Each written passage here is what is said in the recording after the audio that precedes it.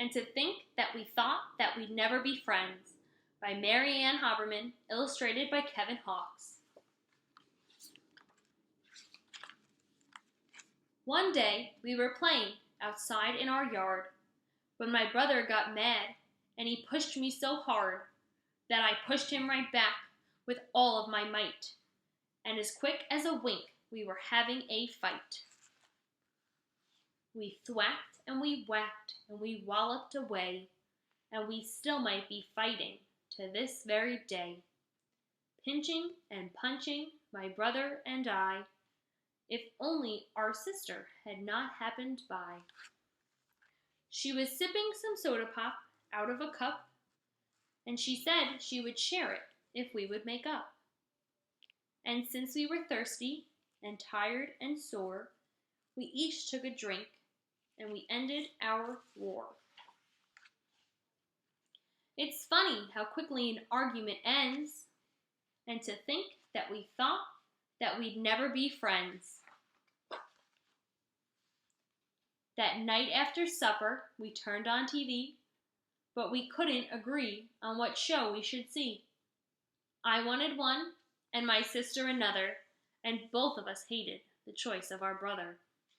And we probably all would be arguing yet if our dad hadn't come in and turned off the set. So we put on pajamas, curled up on his bed, and he read us a wonderful story instead. It's funny how quickly an argument ends, and to think that we thought that we'd never be friends. A day or two later, it wasn't much more. A great big new family moved in right next door. How many were in it, we couldn't quite tell, but they each played an instrument not very well. One played a tuba and one a bassoon. They practiced all morning and all afternoon. They practiced all evening and all through the night, and they kept us from sleeping, and that wasn't right. So we got out of bed with hippity hop, and we marched off together to beg them to stop. But when we arrived there, they asked us to play, and they did it so nicely that what could we say? I took a whistle, my sister a flute, and my brother a trumpet that gave a loud toot. My dad took a bugle, my mother a drum, and we all forgot totally why we had come. It's funny how quickly an argument ends, and to think that we thought that we'd never be friends. Then all of a sudden, we heard a loud blare as a siren came wailing from out of thin air. A police car pulled over. Out jumped the police, and they told us that we were disturbing the peace. And they said if we didn't stop playing that minute, they'd take us to jail and put all of us in it. My brother got red, and my sister grew pale, and everyone trembled at going to jail. But my mother explained that the noise we had made was because we were practicing for a parade. And she said that the siren had sounded so grand that she hoped they would ride at the head of our band. It's funny how quickly an argument ends. Now all of the police had turned into our friends. We marched down the street, and each person we passed loudly complained at our ear-splitting blast. They begged us to deaden our deafening din until we invited them all to join in. We offered them boxes and kettles and spoons, and once they were playing, they all changed their tunes. They all were so pleased by the music we made that they became part of our splendid parade. More and more people stepped right into place. More and more people kept up with our pace, strutting and striding and stamping their feet, marching in time to the drum's steady beat.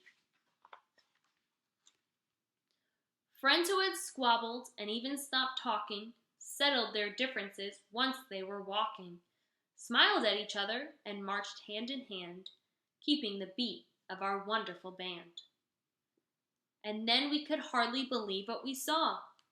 Dog and cat enemies marched paw in paw, and when our procession arrived at the zoo, lions and tigers joined in with us too. It's funny how quickly unfriendliness ends, and to think that we thought they could never be friends. Our music was magic, a magnet to all. As to a Pied Piper, they came at its call. And as we kept marching and tooting and drumming, the people kept coming and coming and coming. Hundreds and thousands came running to find us. Thousands and millions fell right in behind us. What a cacophony, what a commotion! Then all of a sudden, we got to the ocean. We came to the place where the whole country ends, with hundreds and thousands and millions of friends. Oh, what could we do now? We started to fret. We couldn't keep marching without getting wet. Then just as we all began turning around, we heard a most odd and unusual sound.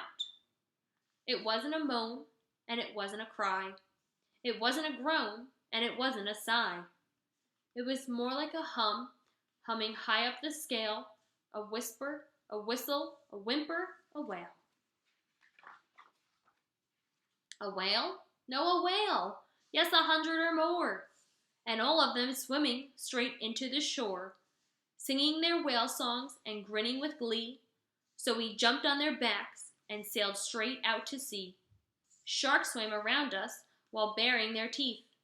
Stingrays kept rising from far underneath. But somehow the songs and the music we played convinced them to join in our ocean parade. For music is magic, it soothes and it mends. And to think that we thought that we'd never be friends. We crossed the wide ocean and washed up on land where people kept hearing the sound of our band. And even the ones who first came to protest soon were parading along with the rest. And it's hard to believe, but I swear it is true.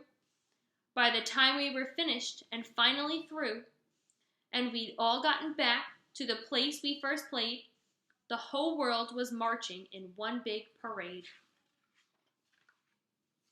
And before we disbanded and each went our way, we voted to march every year on that day, to march side by side with the friends we had made and the friends we'd made up within one big parade. And from that day to this, that is just what we do, with the police siren blaring and horns tooting too, with our pots and our pans and our trumpets and drums, and everyone comes. And this is our cheer every year when it ends. Forever and ever, we'll always be friends.